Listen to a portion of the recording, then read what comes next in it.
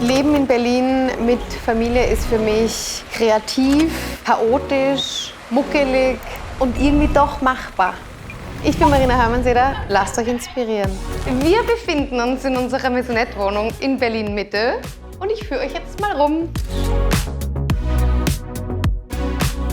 Das ist mein Freund Paul. Wir leben hier mit unserem Hund Taco und unserer süßen Tochter Lotti. Und wir sind eine ganz normale, bisschen chaotische Familie. Ich bin wahrscheinlich bekannt geworden durch meine Lederschnallen und Lederkreationen. Dann das Glück gehabt, dass Lady Gaga die Diplom-Kollektion bestellt hat und irgendwie hat sie es weitererzählt. Und dann Rihanna und die Kardashians, J.Lo und Co. tragen jetzt tatsächlich meine Mode. Kreativität direkt aus Berlin, würde ich sagen. Also unsere Wohnung ist auf 2 Stockwerken aufgeteilt. Wir haben unten so den Wohn- und Essbereich. Wir haben ein Büro, was gleichzeitig auch so ein Kinderspielzimmer ist. Und oben haben wir dann die Schlafzimmer und auch unseren begehbaren Kleiderschrank.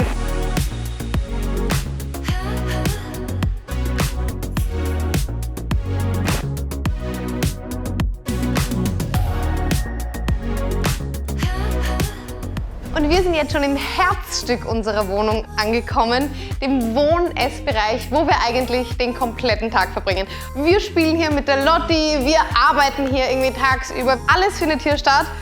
Und hier ist auch das It-Piece der Wohnung. Es ist meine Wand, meine Gallery Wall. Tada!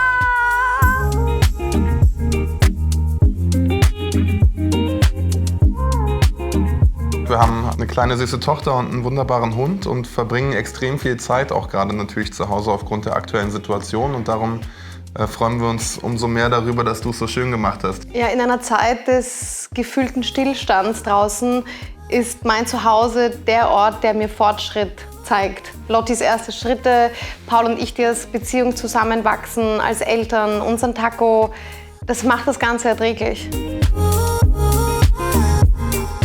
Mir war es wichtig, und das wollte ich immer schon, Sofas gegenüber voneinander zu haben. Jetzt, wo wir diesen Platz hier haben, ich finde, das ist so kommunikativ. Man kann sich gegenüber sitzen, auch wenn man Gäste hat. Man hat irgendwie einerseits die Privatsphäre eingehalten, aber auf der anderen Seite ist es total kommunikativ und offen. Es findet so viel am Boden statt. Also ich glaube, wir sind mehr auf dem Teppich als auf dem Sofa mittlerweile. Das ist mein Arbeitszimmer. Ich habe nämlich 2 Jobs. Hier bin ich Mama, spiele mit der Lotti, kuschel mit ihr.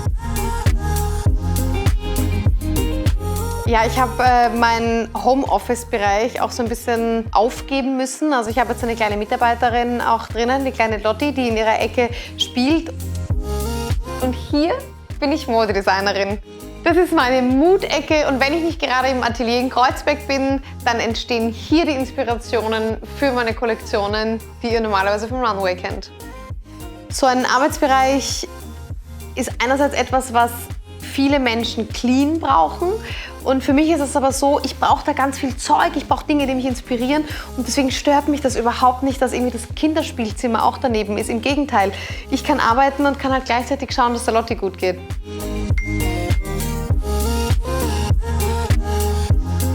Wir sind hier in Berlin, alles ist erlaubt, traut euch was und vor allem seid immer kreativ.